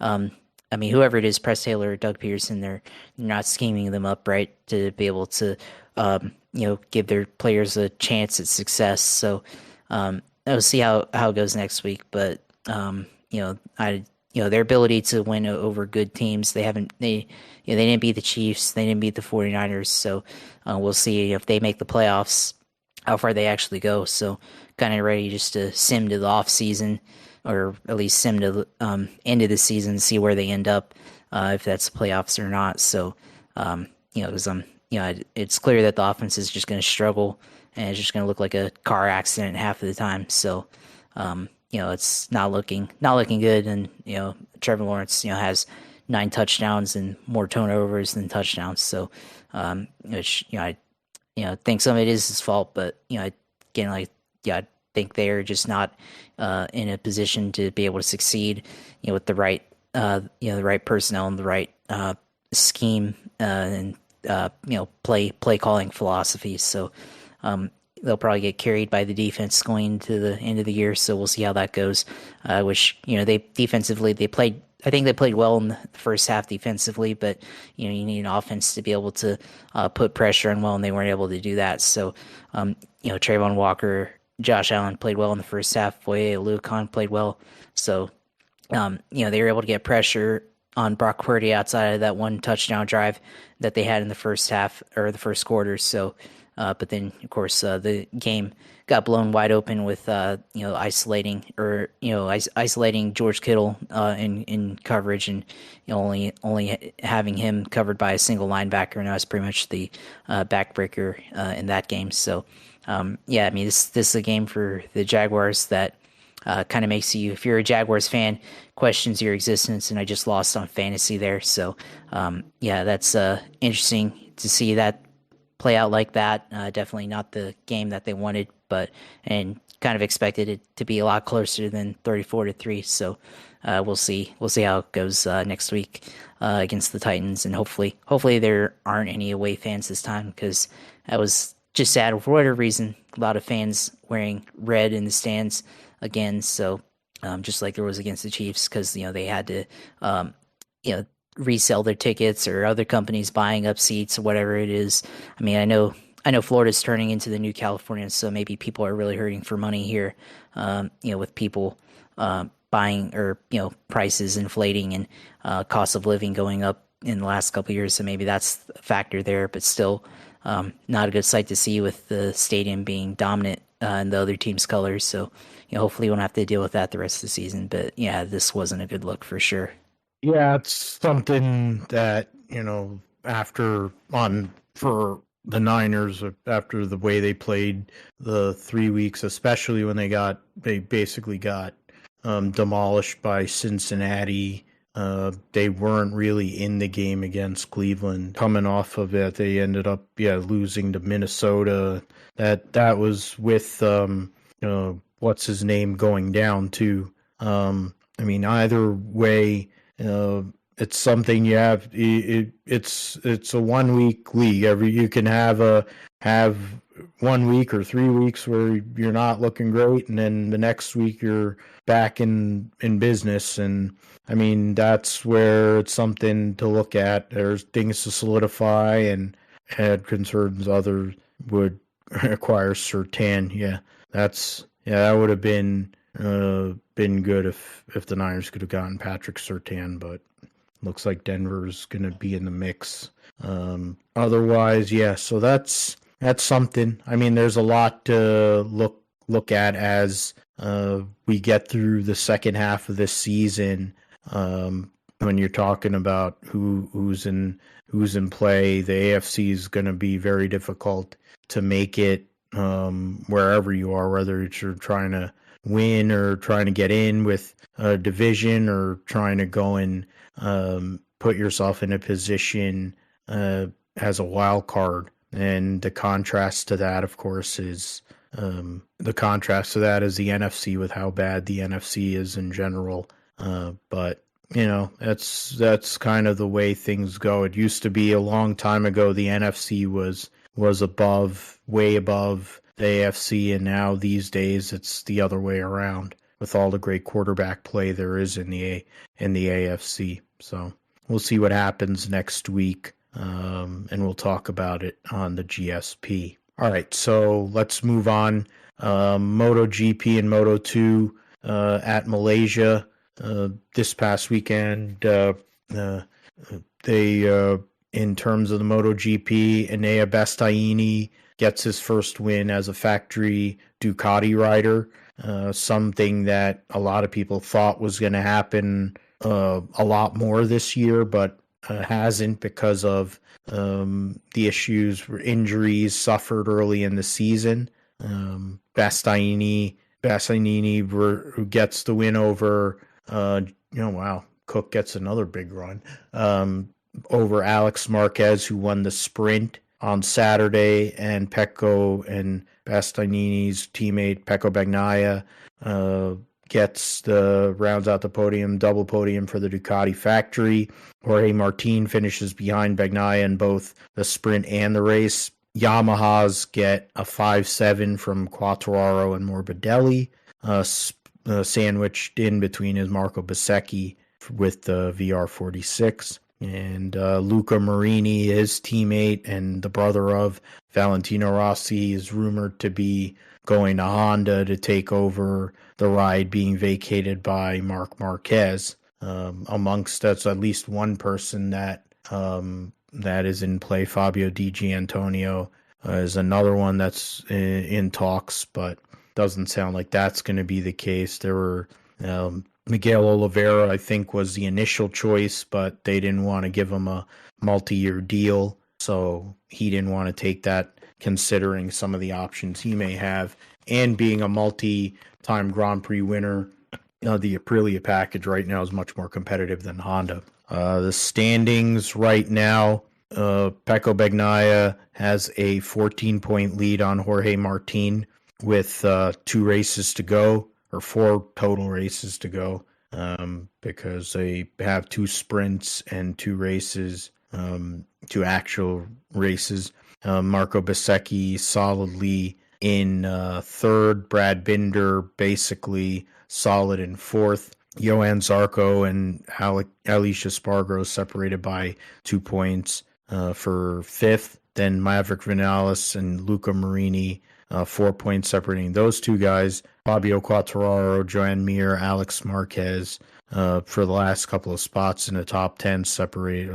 There are 7 points for those guys. Then in Moto2, go over here. I'm trying to just bring that up. Moto2, Pedro Costa finally, after what has been essentially was we thought was going to happen at the onset of the season, but Pedro Acosta ends up winning the Moto2 title and has won in Moto3, he's won in Moto2, and he's going to be moving on to Tech 3 to race for Gas and KTM. So that is something to see what he's going to be able to do next season as a rookie in MotoGP. We'll see what happens there. In the race itself, though, Filipe Aldeguer, who's another person who's being talked about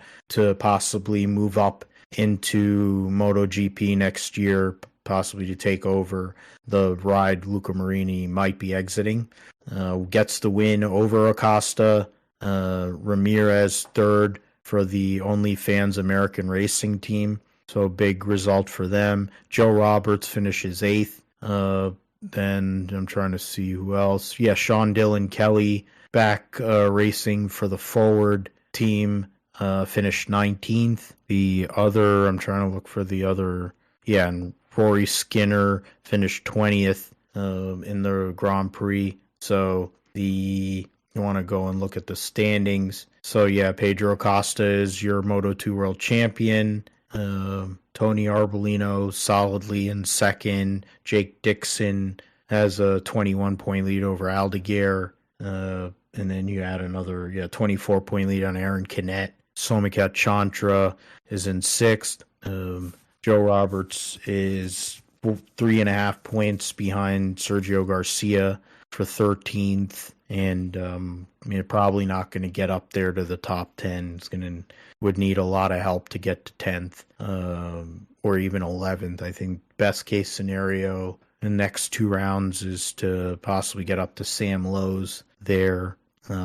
Ramirez getting his best finish of the year and tripling the amount of points he's had with his podium finish, moves up to 17th in points. Skinner 28th in points with 2 points so far this year, and Sean Dillon Kelly, the last person who has scored a point so far this year. Bunch of guys who have either had wild cards or not raced all year, don't have any points. I don't think there's only maybe 2 guys that have raced all year that haven't scored a point, so something to look at.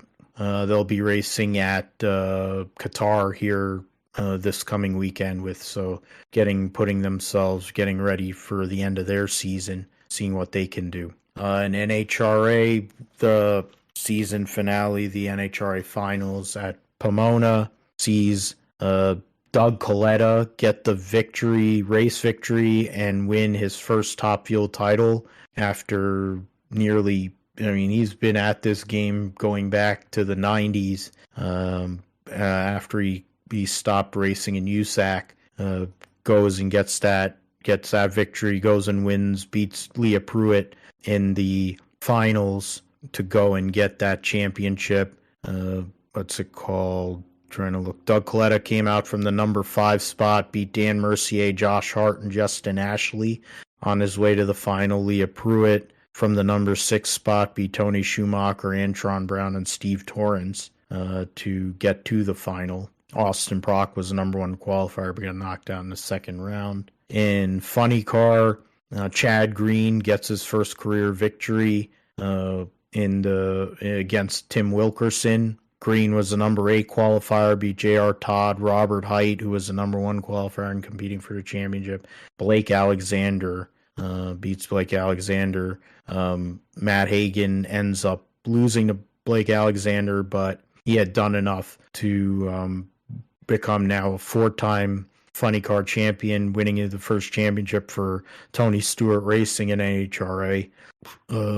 Wilkerson came from the number 10 spot, beat Ron Capps, the defending series champion, John Force in the second round, and Cruz Pentragon in the semifinal. What kind of defense is this? Jesus.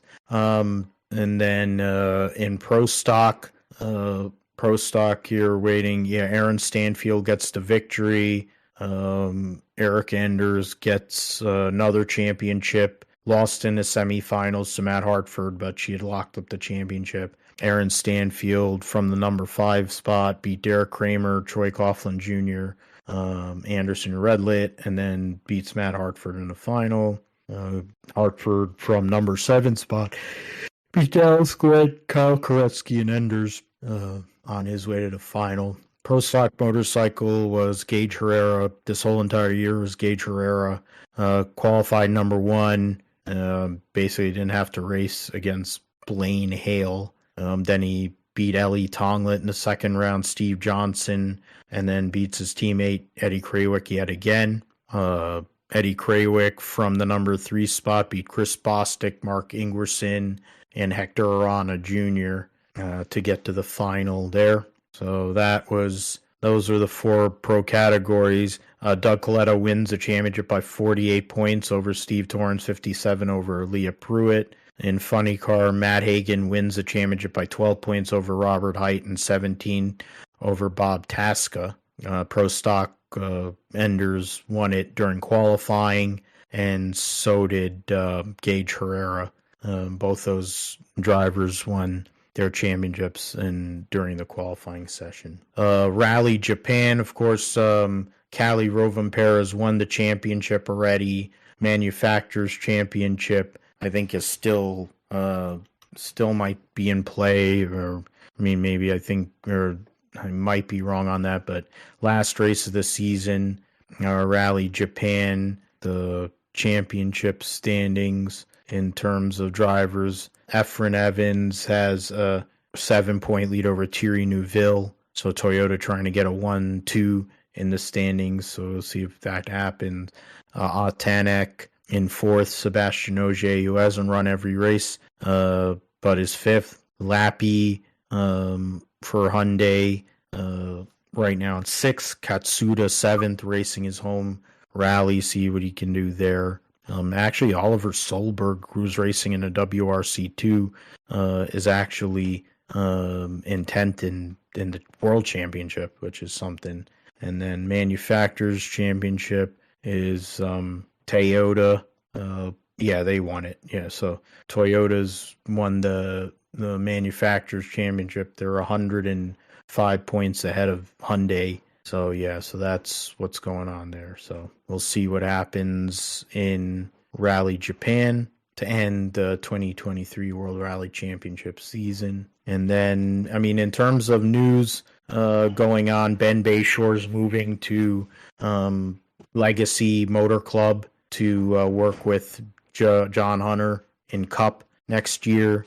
Mark Marquez, who's moving over to Ducati, is going to bring Red Bull with him. He got a bunch of IMSA announcements with driver lineups in all classes. Alexander Rossi will race in the Rolex 24 for FAF and the McLaren. Oliver Jarvis will be a full-time regular in that FAF McLaren. The Iron Lynx Lamborghini, they'll race 3 Lamborghini Huracans at the Rolex 24. One for the Iron Dames, coming off of their victory at Bahrain to end the GTM category. Raffaele Marciello is more than likely moving to BMW to race in the World Endurance Championship in prototype category. Daniel Juncadella, a longtime Mercedes driver, is going to be racing for Corvette. So that's a big pickup there. Go through some of these other people. I got that. And get through that. Yeah, so Kirk, Jarvis, then AO Racing, who's been racing those wildly painted Porsches. They're gonna race one Porsche with Sebastian Priaulx in GT Pro. Hyatt and Paul Loupchatin, who competed for the championship in LMP2 this year with the heck am I forgetting his name now? Ben Keating. They're going to be in LMP2 racing next year, so that category is going to be quite deep and interesting next year. Mario Farnbacher and Zachary Robichon will be moving over to Harder Racing and Aston Martin. So that's just a few. Yeah, Earl Bamber is going to race the Enduros for Corvette, and then he'll of course be racing for Ganassi in the World Endurance Championship in the Cadillac LMDH on the World Endurance side. So that'll be his other job there. Sebastian Bourdais and Renger van de Zande will continue in the 01 Ganassi LMDH in IMSA. So that's those are some of the news items there in the world of sports cars. And the one last thing I'll bring up is with recent news here the last couple of days that the great Ken Squire, his health is deteriorating and he might be at the end. It's one thing for me as someone who has written had time writing, someone who has been able to cover the sport with this podcast and talk about motorsports and have platforms to go to talk about this passion of mine. It wouldn't be there without the likes and the people like Ken Squire. His voice is something that basically was a part of my childhood. The Squireisms and everything. I caught him on the later end of his career, but for him, I think one of the great things was those years with Darlington where they would invite him back and they'd have Ned Jarrett as well, and they'd come back during the second stage of the Southern 500 and they'd call the race. And that's where Eric Jones got his nickname. I always go and say that Jones boy from Byron, Michigan, that Truax kid from Mayetta, New Jersey, all those great lines, all the great sayings and Squireisms and all. And, hopefully, praying for him to, keep going and being able to be all right. But if it is his time, I mean, he's one of the great people that has ever been in the world of motorsports and NASCAR. The way we look and view motorsports in general wouldn't be around if it weren't for Ken Squire. So, hopefully thoughts and our prayers for Ken Squire right now at this time. Josh, let us know what's going on in the world of sim racing and gaming on the sim segment. Oh, I thought we were going to go over F1 first before. Oh, yeah, that's right. I forgot. That's what I get for, I was going to, the 1 a.m. Grand Prix, as you aptly called it. I don't know who picked the last week. I mean, I think I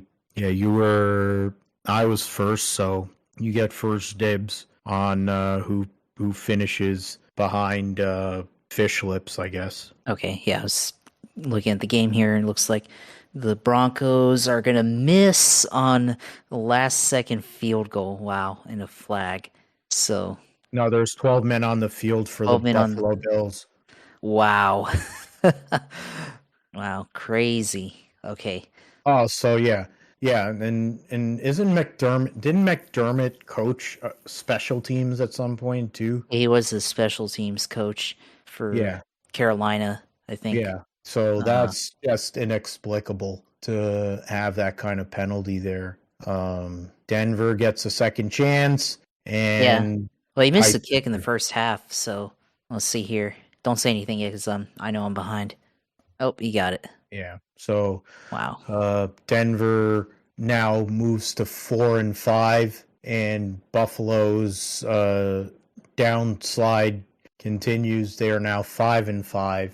Will Lutz, who used to kick for the New Orleans Saints, pipes it right through the middle there. Nice and pure. And Denver will now go back home. Or no, they're going to Minnesota, I think, for Sunday Night Football. So, and Josh Dobbs' experience. So we'll see how that all goes next week. Yeah. So anyways, though, I guess on the F1 picks, I mean, obviously, Verstappen first. I'm going to go with, I should probably just pull up the results from last week and play off of that. Not exactly, but, I need to remember. I'll go Lando Norris second, and then Sergio Perez in third. So round out podium. Yeah, for me, Fish Lips will win, and then I'm gonna go with Lewis Hamilton in second, and then third place I will say is Charles Leclerc. Round out podium. The curiosity is what the racing will be like. There isn't any other racing going on outside of the Grand Prix. The temperatures and DEG and all that stuff is curious to see what will go on. Track evolution is going to be huge throughout the weekend. with the lack of running that's going on. So something that we'll have to look at. In terms of what to expect, I mean, what does this mean? This Grand Prix is trying to essentially, like you brought it up, Josh, offline, like essentially this Grand Prix is like Monaco, like they want to have an American version of Monaco. So it isn't anywhere near as, exclusive, or, you don't have all the fancy boats and all the classic turns that have been around for 83 years or whatever the hell. But, you have the Las Vegas Strip, you have the lights, you have all the casinos, you have big name acts and big name people are going to show up there. So is it really more of a marketing exercise? Yeah, probably. When you consider that there's one dominant figure that wins every race, it becomes more of a procession.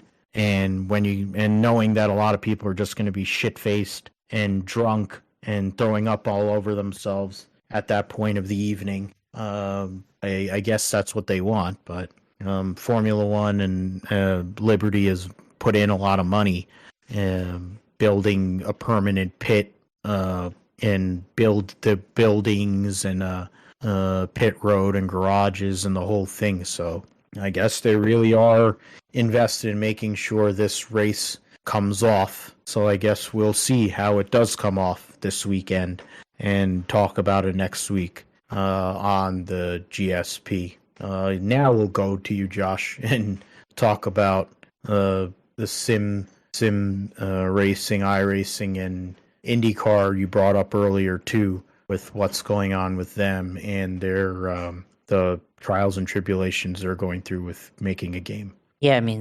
IndyCar, I mean, I think it's a big story with motorsports games finally suspending development because they're pretty much all about to go under, I think. And yeah, it's really bad for them, obviously. And of course, even bad for IndyCar that they're not going to have their game produced. And, IndyCar, obviously, they're now looking at alternatives to getting their game. Well, I mean, come on, let's just make up with iRacing and get it over with and, sponsor the series again and get the, one of the biggest sim races in the world.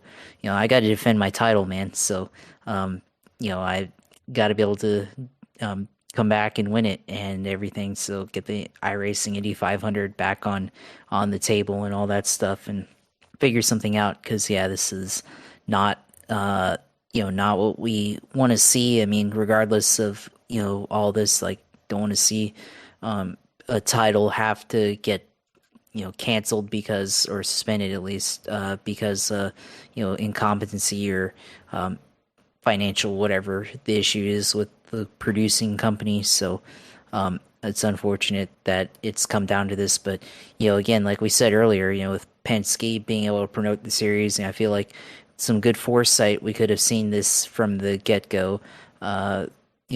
Or at least they could have made better decisions on that. They didn't have to partner with this company, which they made NASCAR Ignition and 2021 Ignition, and that was really bad. And I don't really know why they had to partner with this company to come out with the game that ultimately is probably never going to come out. So it's unfortunate, but we'll have to. Hopefully they are able to correct the result. So as for my sim racing, mainly focused on NASCAR 87s at Fontana.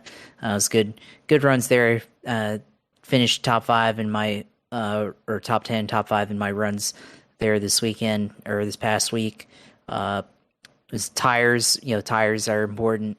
In the last race I ran, I think I used up I pitted on the first caution for tires, and the first caution came out with lap 10 of or lap 15 of 65, and probably should have waited another for the next caution to change my tires, because by the last caution that came out with 10 to go, which came out because somebody stopped on the track, and we were having a good battle for up front in the top 5, but the top 7, but I did not have any tires, and so the leader came down pit road and got his tires, and then 2 laps he was able to get back to the front, and then it came down to 2 to go, and he was making a pass for the lead, and then got bumped and spun out. So, and then the caution came out and ended the race. So, yeah, that was need to be able to plan better so that you have tires available on the last possible caution.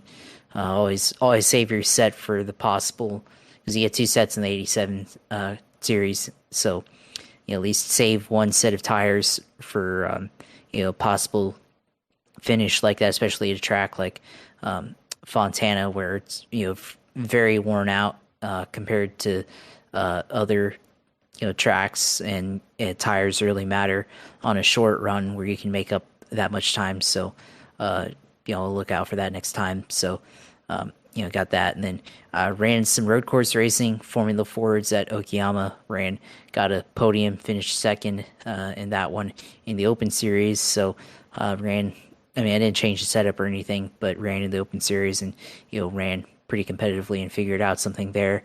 And then had a good run there. And then also ran the Toyota GR86s at Watkins Glen on the Cup layout, road course layout, and ran okay there. My first attempt and the second attempt just never got off the ground, because on the start some jabroni went and tried to jump the start and then crashed.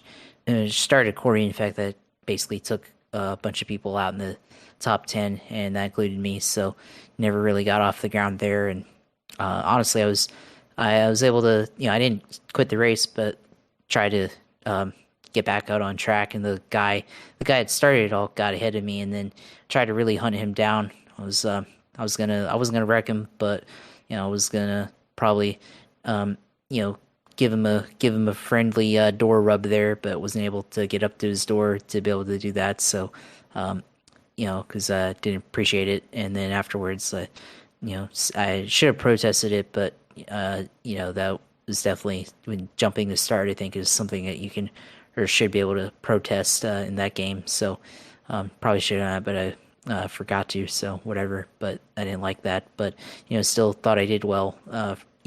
In road course racing this past week on iRacing, and then as a side note, I went go-karting again at Bushnell for the first time since July.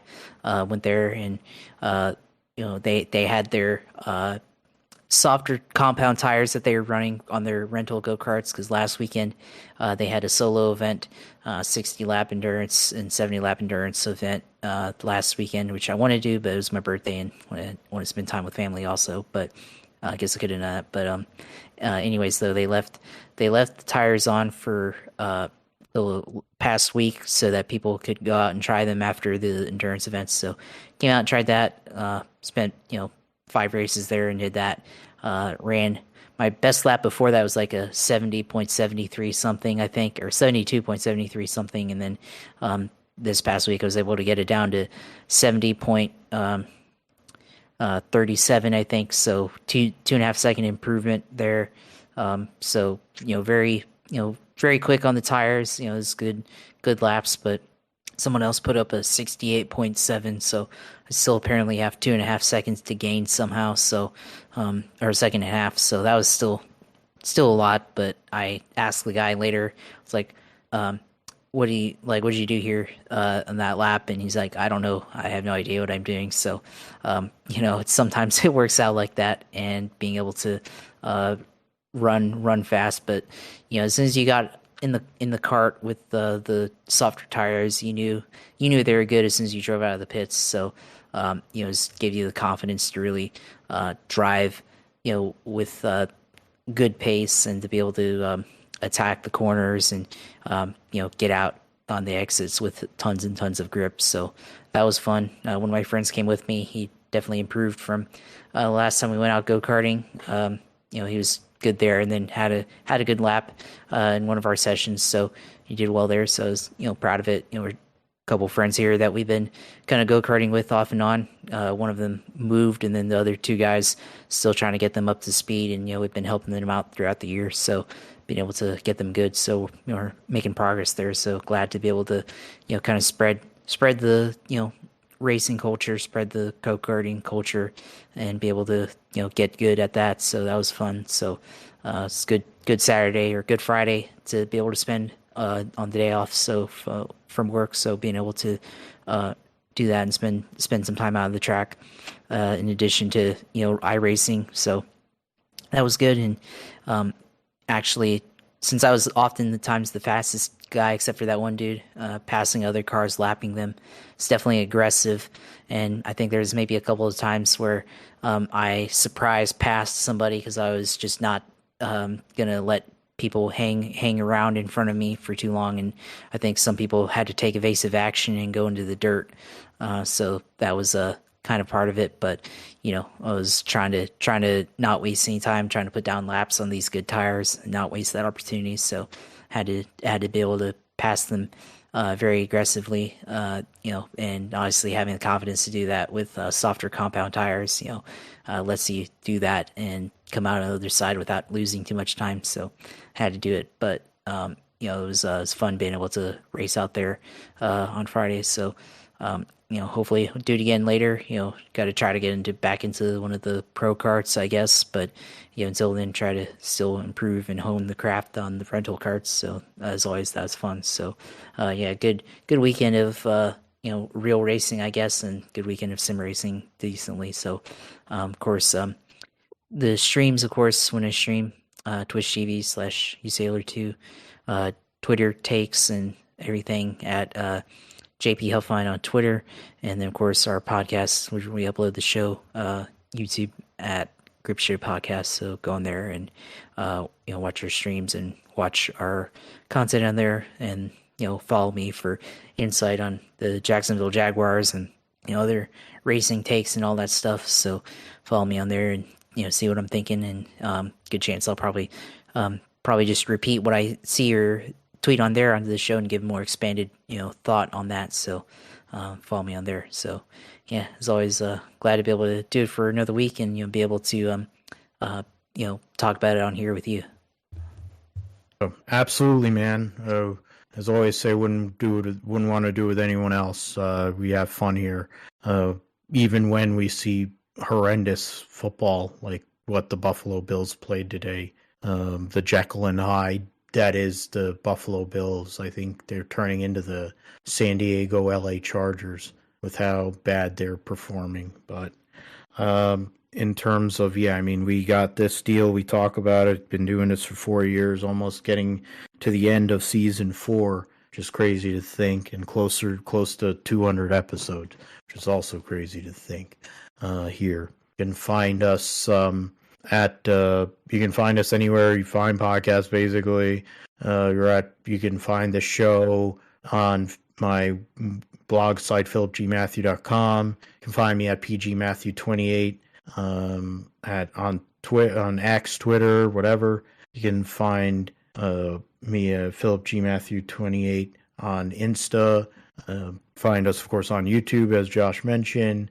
And so to find us with the video stream, and also getting this show out with the sound on Podbean, amongst other places. You find us over there. So that is how to follow us, and at GripsterPod on Twitter as well. So with that, we will be back for next week on episode 195 with the Gripster podcast, and talk about Formula One, the Las Vegas Grand Prix. We will get into NFL Week 11 and whatever else is coming up in regards to the world of motorsports. We'll talk about here on the Gripster podcast. So for Josh, I'm Phil. Take care, and we'll see you next time.